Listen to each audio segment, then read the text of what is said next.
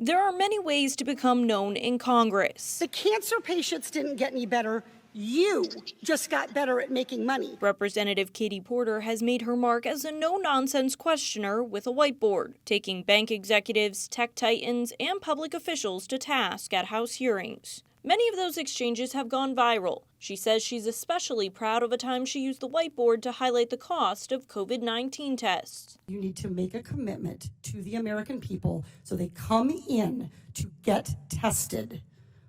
You can operationalize the payment structure tomorrow. I think you're an excellent questioner, so my answer is yes. Excellent. Everybody in America hear that. You are eligible to go get tested for coronavirus. The result, a commitment by the Trump administration to make free testing available to all Americans. What was the thought process behind that first time you brought the whiteboard in? It was really about trying to invite the American people to see that I was asking the questions that were on their mind and to really hold the witness to account, not to account to me, to account to the American people for giving an answer. Shaking up Washington has been Porter's MO since she arrived in Congress in 2019.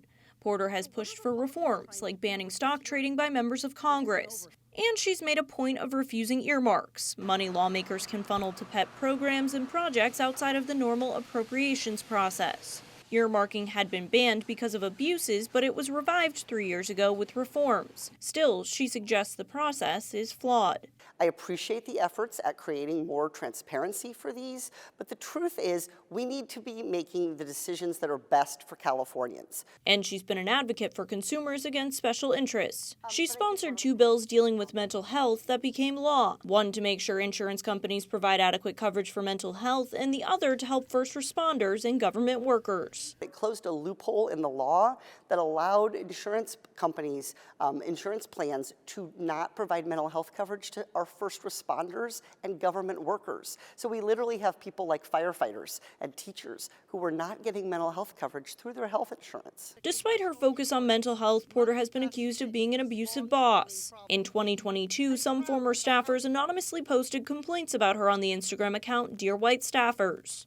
We asked Porter about the allegations. I've been much more intentional as time has gone on about how do I create that right environment? How do I make sure that we're all weathering, doing this tough job and delivering for California, knowing that I appreciate them, that they're part of my team, and I really value. I could not do what I do without them. Porter flipped a red seat in the heart of Orange County when she was elected in 2018. Now she's hoping her reputation as an outsider will help her again to win the Senate seat held by Dianne Feinstein until her death last year. Porter says if elected to the Senate, she plans to pursue the same agenda she did in the House. And if she wins, expect her whiteboard to make appearances at Senate hearings, too. In Washington, Cassie Simeon, Spectrum News.